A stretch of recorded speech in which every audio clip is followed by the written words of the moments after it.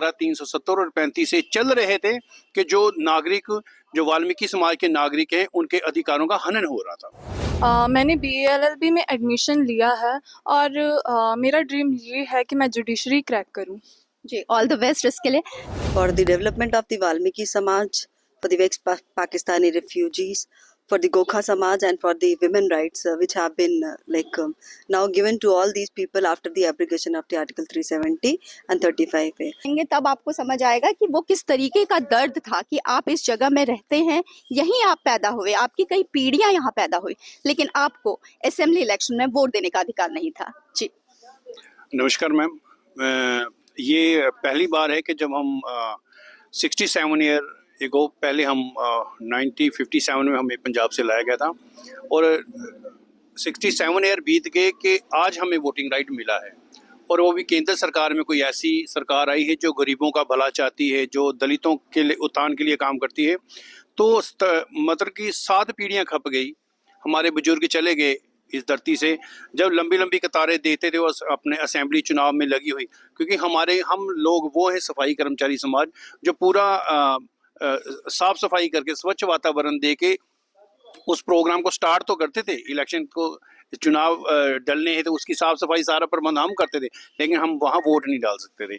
तो ये पहली बार ऐसा हुआ है कि हम असेंबली में चुनाव करने जा रहे हैं और पूरे समाज में खुशी की लहर है, क्योंकि हमारा ये देश भारत देश है जो वो सबसे बड़ा लोकतांत्रिक देश है, लेकिन उसमें ऐसा कानून धारा 370 और 35 से चल रहे थे कि जो नागरिक, जो वाल्मीकि समाज के नागरिक हैं, उनके अधिकारों का हनन हो रहा था। तो ये बड़ी खुशी की लहर है कि हम पहली बार वोटिंग करने जा रहे हैं। जी, पहली बार वोटिंग होगी, और सिर्फ पहली बार वोटिंग ही नहीं बल्कि स्टूडेंट्स इसलिए खुश हैं क्योंकि अब वो हायर एजुकेशन परस्यू कर सकते हैं। हायर एजुकेशन में जो प्रोफेशनल कोर्स है वो परस्यू कर सकते हैं। अभी तक उनके पास ये अधिकार भी नहीं था कि वो कॉलेज में उन कोर्सेज में एडमिशन ले सकें जिन्हें प्रोफेशनल कोर्स माना जाता है। जी, आपका नाम? मेरा नाम एकता है। तो जैसे एकता पहली स्टूडेंट है, बाय द वे मैं बता दूं, वाल्मीकि समाज की जिन्होंने प्रोफेशनल कोर्स में एडमिशन लिया है आर्टिकल 370 हटने के बाद। जी एकता। तो जैसे आप सब जानते हैं कि आर्टिकल 370 के एब्रोगेशन से पहले ये सब कुछ अधिकार हमें नहीं थे। ये राइट हमें आर्टिकल 370 के एब्रोगेशन के बाद मिले हैं। हम पढ़ लिख कर भी सिर्फ हमें एक सफाई कर्मचारी की जॉब ही करनी पड़ती थी, चाहे हम कोई भी मतलब हायर एजुकेशन को अचीव कर लें, हमें सिर्फ सफाई कर्मचारी का काम ही मिलता था।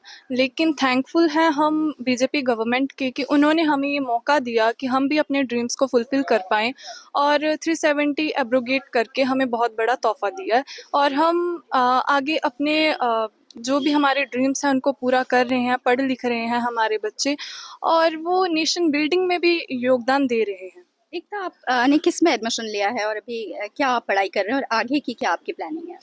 मैंने BALLB में एडमिशन लिया है और मेरा ड्रीम ये है कि मैं जुडिशरी क्रैक करूं। जी, ऑल द बेस्ट इसके लिए। मैम, आप बताएंगी, क्योंकि जब कई बार बात होती है आर्टिकल 370 की, बीजेपी ने हटाया, बीजेपी ने अभी बार बार कह भी रही है कि फिर से उसकी वापसी नहीं होगी, लेकिन PDP ने अपने घोषणा पत्र में कहा है कि हम आर्टिकल 370 की वापसी करेंगे, उसके लिए कोशिशें करेंगे। तो कैसे आप इसे देखती हैं? See, after around we have been here in Jammu and Kashmir since 60 to 65 years, and this Article 370 and 35 has been a draconian law for the development of the Valmiki Samaj, for the Pakistani refugees, for the Gokha Samaj and for the women rights which have been now given to all these people after the abrogation of the Article 370 and 35A.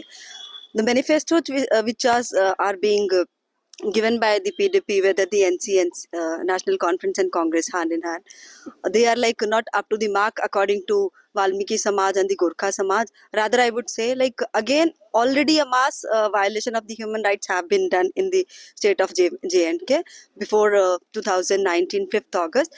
But now again, if they are saying that we will be restoring the Article 370 and Article 35A, then it is the I will say foolishness rather, because when Supreme Court itself is saying that it has been done democratically and in the procedure given in the Constitution of India, then obviously it is a democratic. And now when we talk about the India as a nation, and there is no more Article 370 and 35A, why India is a nation? And why not the same laws be extended to the Jammu and Kashmir territory also, now UT?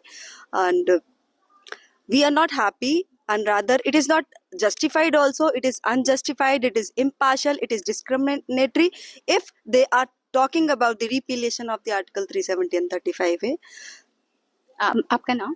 My name is Meena Gill, and it is only after the abrogation of Article 2019, 5th August, that I am again pursuing my LLB from the Jammu University. I have been enrolled with the Jammu University, and I'm happy. And there is I would say, like a spark of energy, new light in the eyes of all of the youth and the kids of this generation, of the present generation, and the coming generation, and the people like me, students like me, who have been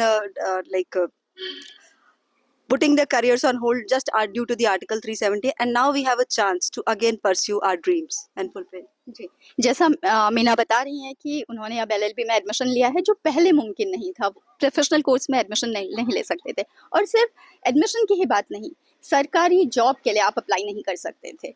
जी, आप बताएं आपका नाम और अभी आप क्या कर रहे हैं? जी, मेरा नाम थॉमस है। मैं अभी एक प्राइवेट जॉब कर रहा हूँ, और आर्टिकल 370 हटने से पहले हमें बहुत सारी मुश्किलें आ रही थी, और आप सब जानते हैं काफ़ी न्यूज़ चैनल्स के द्वारा हमने अपनी आवाज़ को बुलंद किया, और सरकार तक हमारी आवाज़ पहुंचने के बाद इस जो ह्यूमन राइट वायलेट करने वाली 370 और 35A थी, इसे हटाया गया, और आज हमारे समाज में बहुत खुशी है।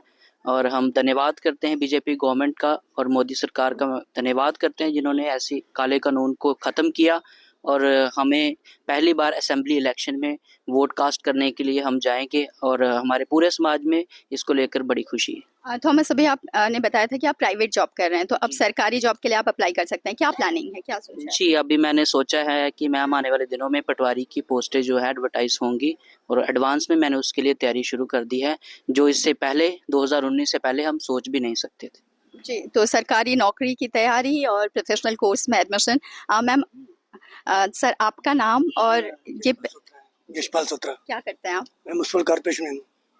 हाँ जी। तो अब कैसे पहली बार आप वोट देंगे? अभी वैसे कुछ वक्त पहले लोकसभा चुनाव में आपने वोट दिया होगा, लेकिन असेंबली इलेक्शन का पहला वोट। जी, पहला ही हमारा, और मैं नरेंद्र मोदी जी का धन्यवाद करता हूँ कि ये हमें राइट मिला। पहले तो हमें कुछ भी नहीं था, कोई डॉक्यूमेंट था, एक सर्टिफिकेट मिलता था, हमें 10 सर्टिफिकेट, उसके अलावा हमारे पास कोई डॉक्यूमेंट था ही नहीं।